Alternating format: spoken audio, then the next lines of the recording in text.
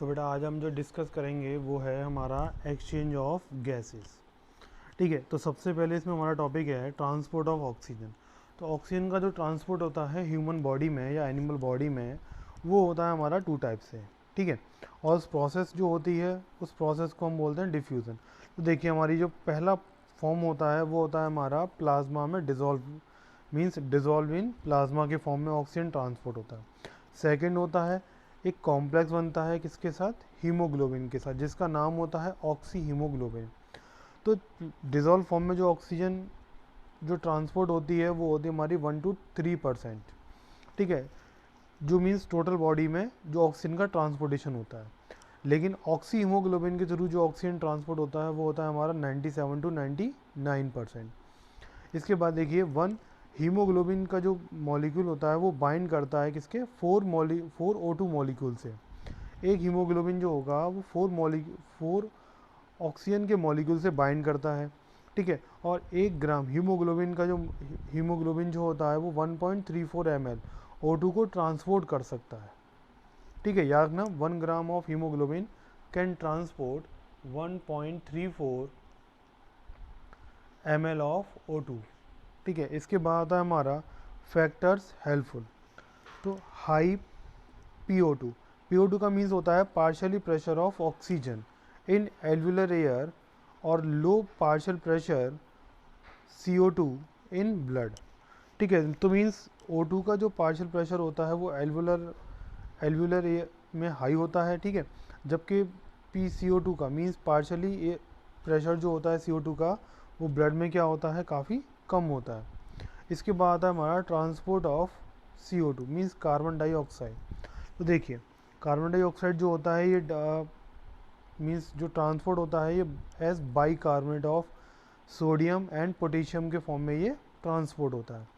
ठीक है, तो CO2 का जो ट्रांसपोर्टेशन होता है वो बाई कार्बोनेट के फॉर्म में होता है 70%।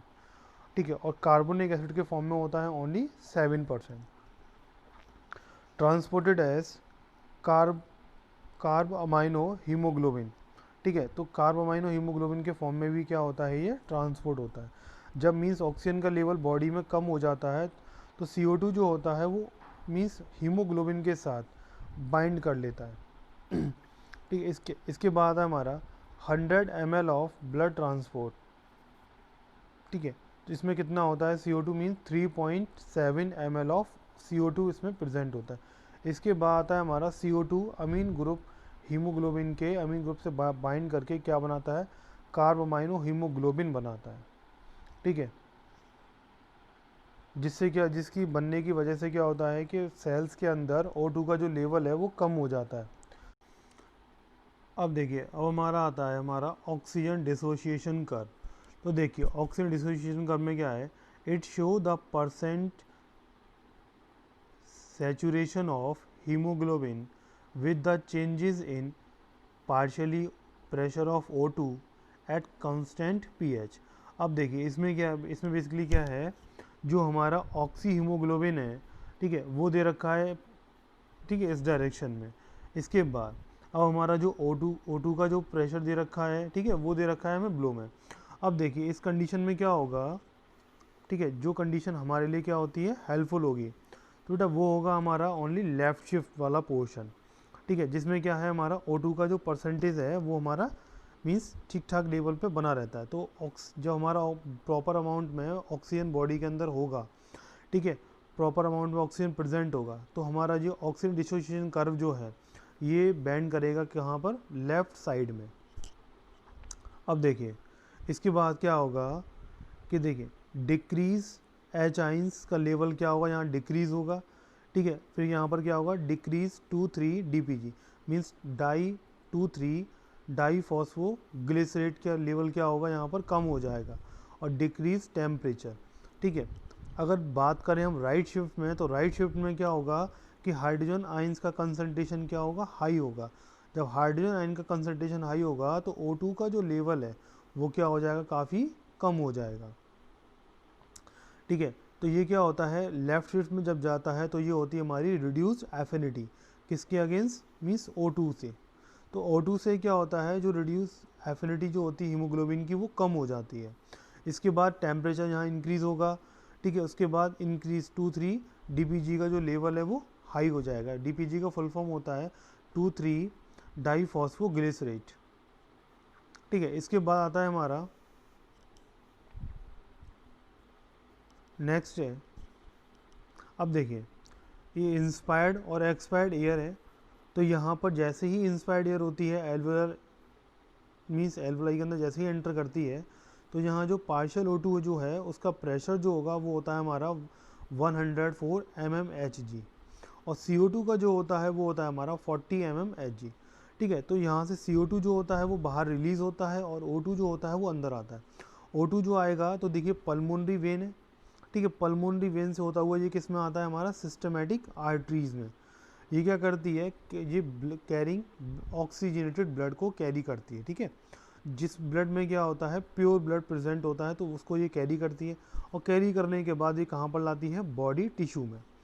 अब यहाँ बॉडी टिश्यू में जो पार्शियल प्रेशर जो होता है O2 का वो होता है हमारा 95 mmHg, और CO2 का जो होता है वो होता है 40 mmHg, ठीक है। तो यहाँ से क्या होता है जो O2 तो यूज़ कर लिया जाता है और CO2 जो है वो रिलीज़ कर दिया जाता है।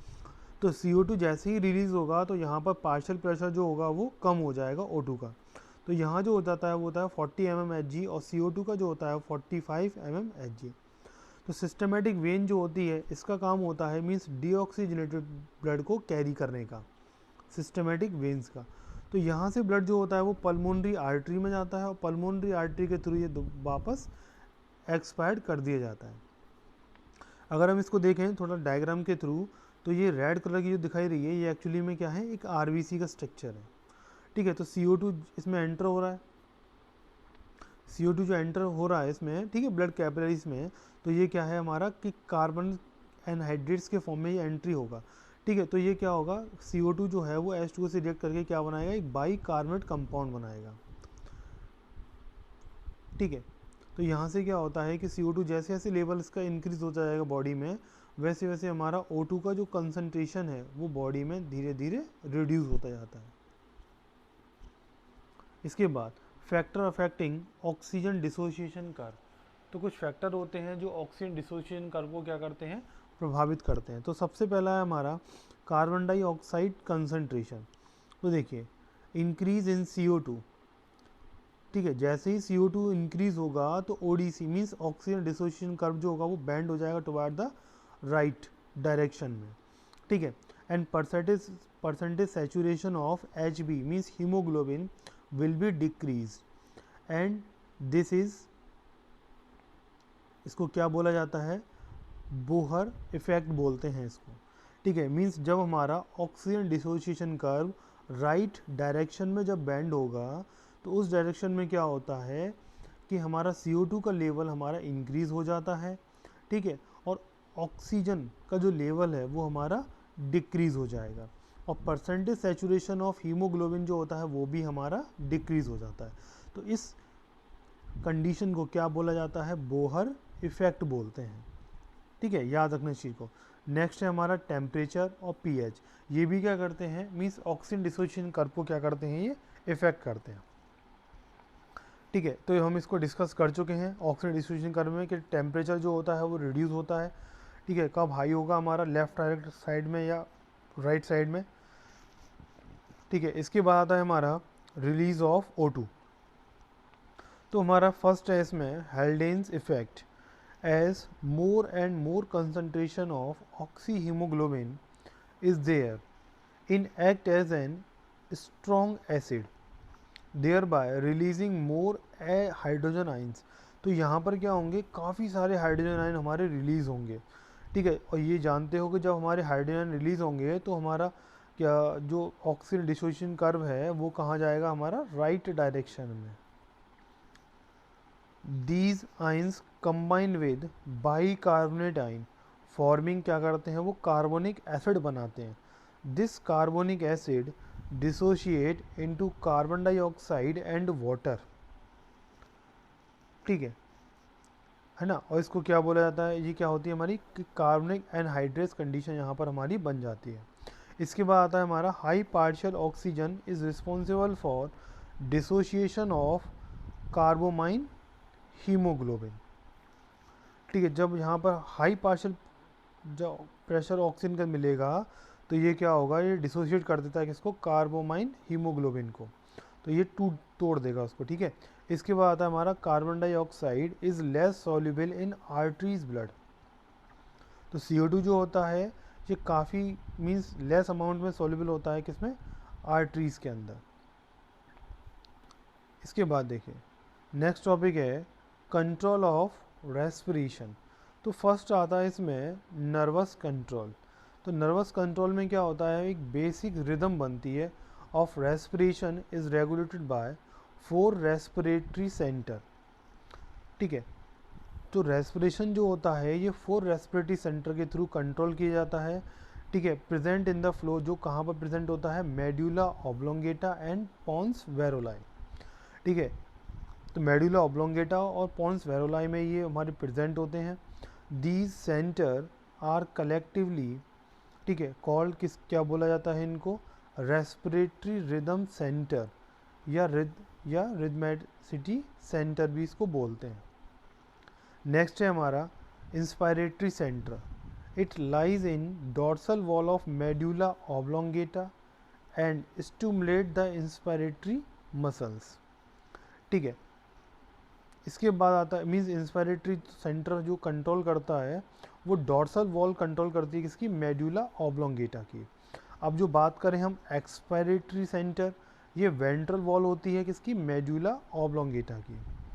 And remaining dormant during normal respiration but during exercise it control the powerful concentration of expiratory muscles. इसके बाद आता है हमारा न्यूमोटैक्सिक सेंटर। न्यूमोटैक्सिक सेंटर क्या होता है, it lies in the upper part of pons varolii. तो न्यूमोटैक्सिक सेंटर जो होता है ये हमारा पॉन्स वेरोलाई का अपर पार्ट होता है। When stimulated it increase the rate of respiration. ठीक है, जो कि क्या करता है, रेस्पिरेशन के रेट को इंक्रीज करने के लिए उसको स्टिमुलेट करता है, but decrease the depth of respiration. लेकिन इसके साथ ही क्या होता है, जो रेस्पिरेशन की जो डेप्थ होती है वो डिक्रीज हो जाती है। ठीक है, तो इसका लाइक अ डॉग पेंटिंग। ठीक है, इसके बाद आता है हमारा apneustic centre. It lies in the lower part of pons varolii. तो याद रखना न्यूमोटैक्सिक सेंटर जो होता है ये अपर पार्ट होता है पॉन्स वेरोलाई का, और एपन्यूस्टिक सेंटर जो होता है ये पॉन्स वेरोलाई का लोअर पार्ट में प्रेजेंट होता है। It promote inspiration of sending excitatory signals to inspiratory centre of medulla. It control the intensity of breathing. तो एपन्यूस्टिक सेंटर जो होता है ये बेसिकली करता क्या है, जो हमारा ब्रीथिंग की जो इंटेंसिटी होती है उसको ये ईजिली तरीके से कंट्रोल करता है। और ये सारा कंट्रोल कहाँ से होता है, पॉन्स वेरोलाई के लोअर पार्ट से। इसके बाद नेक्स्ट है हमारा केमिकल कंट्रोल। केमिकल कंट्रोल जो होता है उसको हम बोलते हैं कीमो सेंसिटिव बॉडीज़ के थ्रू क्या होता है, कंट्रोल होता है। तो सबसे पहला इसमें आता है carbon dioxide concentration. Increase in carbon dioxide concentration increase the respiration rate. ठीक है, कार्बन डाइऑक्साइड का कंसंट्रेशन हाई होगा तो रेस्पिरेशन क्या होगा, ऑटोमेटिकली कम हो जाएगा, मीन्स इंक्रीज द रेस्पिरेशन। तो ये क्या करता है, मीन्स ऑक्सीजन तो लेवल कम हो गया लेकिन ये क्या करे, मीन्स रेस्पिरेशन के रेट को क्या कर देगा, ये काफ़ी हाई कर देगा। तो घबराहट जब होगी तो सांस लेने की जो रेट है वो धीरे धीरे हमारा क्या होगा, बढ़ जाएगा। ठीक है, इसके बाद आता है हमारा ऑक्सीजन कंसंट्रेशन। ठीक है, respiratory centre are less sensitive to oxygen change in the blood. Changes in partially oxygen and partially carbon dioxide are noted by carotid and aortic body के थ्रू ही क्या होते हैं, नोट किए जाते हैं। Means partially oxygen and partially CO2। Group of peripheral chemo receptor present in carotid bodies. तो carotid bodies में क्या होते हैं, हमारे कीमो रिसेप्टर प्रेजेंट होते हैं ठीक है, ऑफ कैरोटिड साइनस में ऑर्टिक बॉडीज और aortic arch, these receptor are stimulate the following changes in the atrial bodies। तो ये जितने भी ये रिसेप्टर जो हैं हमारा कैरोटिड और ये एरोटिक जो रिसेप्टर हैं, ये बेसिकली क्या करते हैं, कुछ आर्टरीज ब्लड में कुछ चेंजेस हमें देखने को मिलते हैं। तो सबसे पहला है हमारा significantly decrease in partially O2, जिसको हम बोलते हैं क्या, हाइपोक्सिया। ठीक है, जैसे ही पार्शियल प्रेशर कम हो जाता है O2 का, तो उस कंडीशन को क्या बोला जाता है, हाइपोक्सिया बोलते हैं। नेक्स्ट है हमारा मेटाबॉलिक एसिडोसिस। इसमें क्या होगा कि हाइड्रोजन आयन का कंसंट्रेशन यहाँ पर इंक्रीज होगा। जब हाइड्रोजन आयन का कंसंट्रेशन इंक्रीज होगा तो उस कंडीशन में CO2 का जो लेवल है वो भी क्या होगा, यहाँ पर इंक्रीज हो जाएगा। ठीक है, इसके बाद आता है हमारा रेस्पिरेटरी एसिडोसिस।